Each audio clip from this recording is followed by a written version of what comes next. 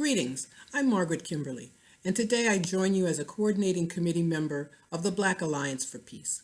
As many of you know, Black Alliance for Peace was founded on April 4th, 2017. April 4th is a significant date.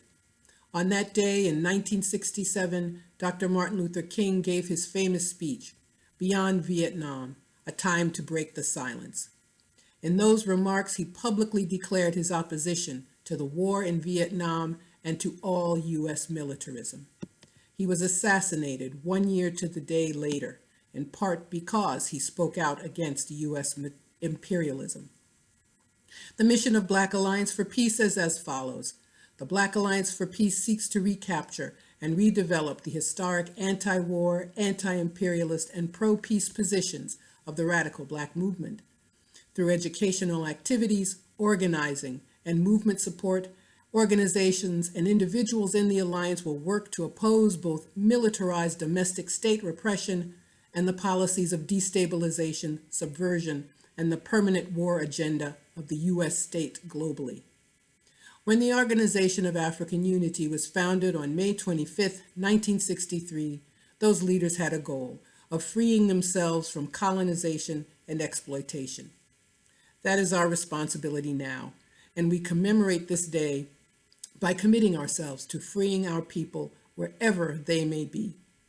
We are living through a pivotal moment. The COVID-19 pandemic has exposed the crises of late-stage capitalism here in the U.S.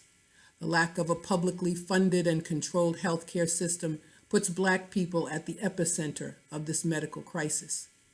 Only 20% of us are able to work from home, that is to say, are in the managerial class and able to protect themselves from a communicable disease. It is easy to blame the racist and incompetent Donald Trump for this situation, but austerity and insecurity for workers existed before he was inaugurated. The destruction of any and all public benefits was already underway. This system does and will fail us, as it is constructed with the goal of exploiting our labor and keeping us under physical control. COVID-19 has been used as a pretext for policing us even more.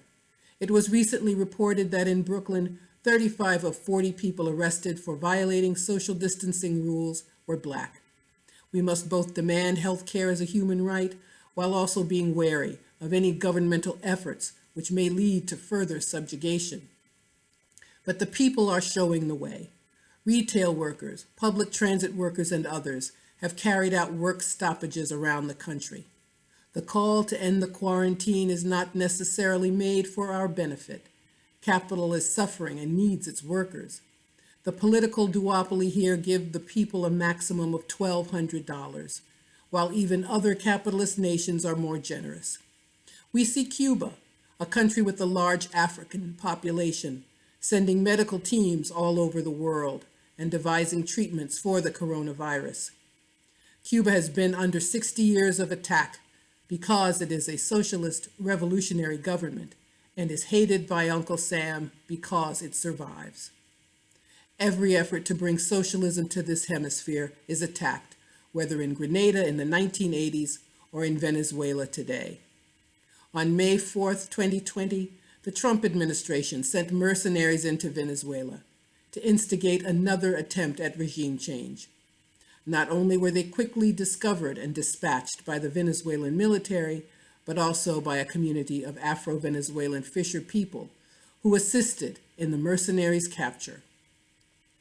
While Africans fight worldwide for their freedom, every 4 years, Black people in the U.S. are told that a party or candidate will save us from the worst of racist oppression, and every 4 years, our condition remains the same or even worsens. When politicians come before us asking for our votes, we must present them with the Black Alliance for Peace candidate pledge to get the U.S. out of Africa, close all foreign military bases, cut the defense budget by 50%, and investigate all fatal police encounters that occur among our people. We must be like those who met on May 25, 1963. That means we must struggle. As we say at Black Alliance for Peace, no compromise, no retreat. defeat the war against African Black people in the U.S. and abroad. I thank you.